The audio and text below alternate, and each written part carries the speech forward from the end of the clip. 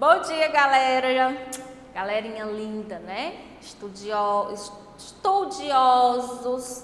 certo? Nossa aula de ciências.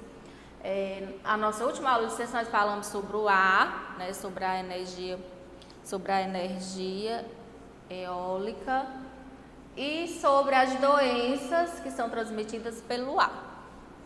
Então, eu trouxe aqui as correções, né? Para você corrigir sua atividade, verificar se está não necessariamente igual a que está no slide, mas que esteja de acordo com o conteúdo. Certo? E em ciências, nós iremos falar sobre o solo, né? O que é mesmo o solo? Né? A Terra tem sua estrutura dividida em 3 camadas. A divisão do planeta Terra, do solo, né? Crosta terrestre, manto e núcleo. Aí no livro de vocês tem essa imagem. Crosta terrestre é a primeira camada, né, da Terra, manto, como se fosse a segunda, e o núcleo é a parte mais interna, né, que você irá conhecer cada um. A litosfera é a camada sólida da Terra, formada pela crosta terrestre, pelas camadas externas do manto, né, que ela fica aqui, né, essa parte da litosfera. Na parte externa da litosfera, encontramos as rochas e o solo, que cobre toda a superfície da Terra, né? Aqui. Solo é onde a gente vive, onde a gente pisa, né? O solo é a camada mais superficial da litosfera, formadas por pequenas partículas de minerais. Nessa camada há a circulação de ar e água, e por isso existe vida, né, no nosso planeta Terra, justamente por essa razão, porque circula ar e tem água. O subsolo é a camada localizada logo abaixo do solo. As rochas, existem vários tipos de rochas que se diferenciam em sua origem, né? Aqui a magmática, rochas originárias do resfriamento do magma de vulcões na superfície da Terra. Você dê uma aprofundada a mais no assunto. Sedimentares são rochas originadas com o passar do tempo, através de acúmulo de materiais que foram erodidos de outras rochas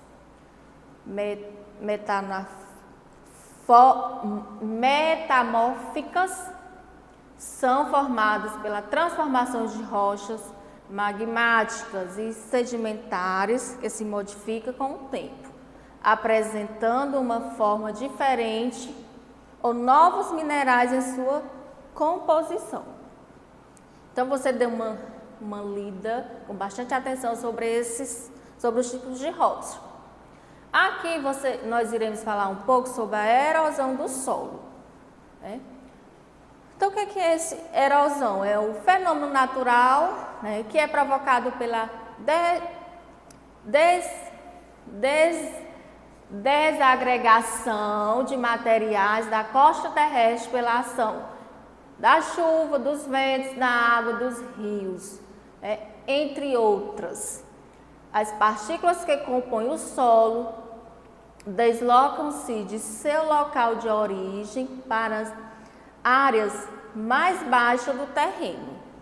O processo de erosão pode ser classificado em erosão pluvial, né, que é quando é pela ação da chuva, fluvial, quando é pela ação da água dos rios, né, eólica, quando é pela ação do vento, e glacial, quando é pela ação do gelo. E a química, que são as alterações químicas nas rochas por fatores como calor, frio e ação dos seres vivos. E erosão antrópica, né? Quando é feita pelo homem. A erosão tem se intensificado pela ação do homem, né? Então, a erosão do solo ela tem aumentado por causa da ação do homem, né? De que forma é que o homem ele faz com que essa erosão ela aconteça com mais intensidade, né? É quando ele polui o meio ambiente, quando ele desmata, quando ele faz queimadas, né? Os fatores que contribuem para essa modificação são, né, como eu citei, desmatamentos, as queimadas e a urbanização. O avanço da erosão resulta em uma série de problemas socioambientais, né, como deslizamentos, enchente, morte da espécie da fauna e da flora, redução da biodiversidade, né, da vida animal ou vegetal, perda de nutrientes do solo, entre outros danos naturais e econômicos.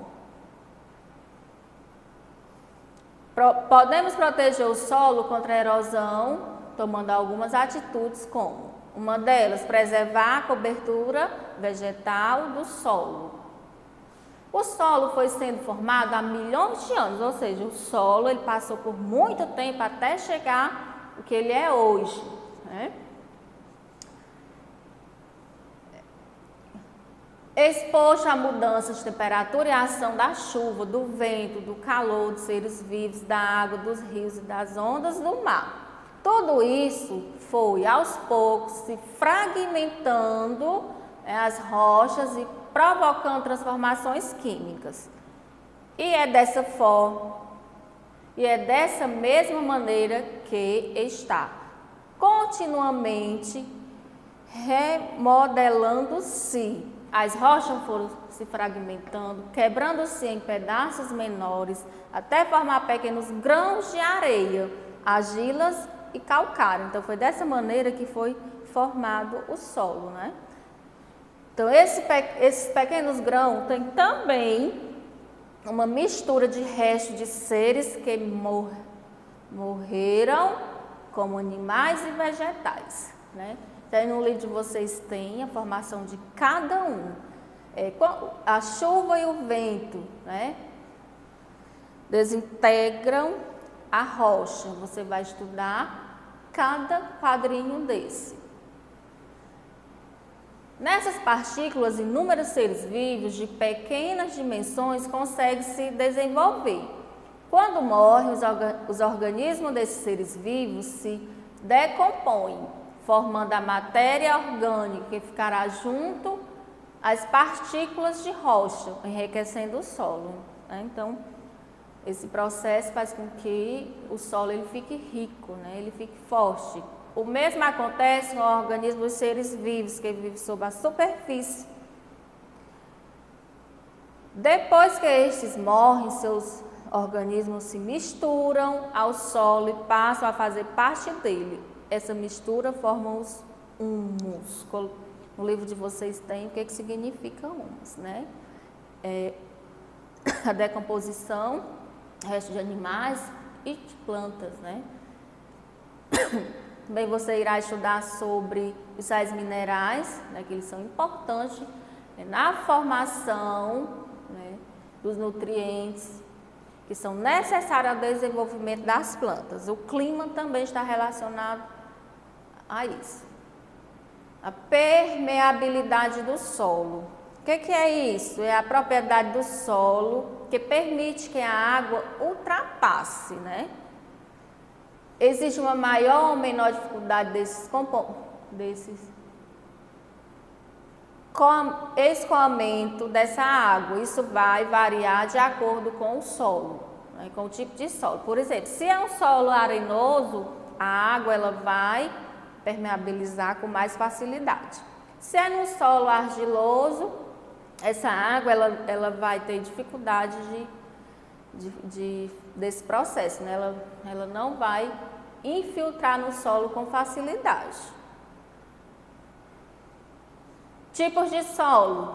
a maioria dos solos é composto por areia e argila, vinda das fragmentações das rochas e de restos de plantas e de animais mortos. Os solos são classificados dependendo da maior ou menor quantidade de areia, argila, calcário e humus. Então, eles são classificados dependendo disso, de ter mais ou de ter menos areia, argila, calcário e humus, né?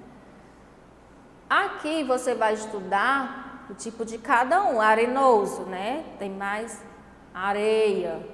Calcário, cal. Argiloso, argila. E o umíferos, né? São os humus.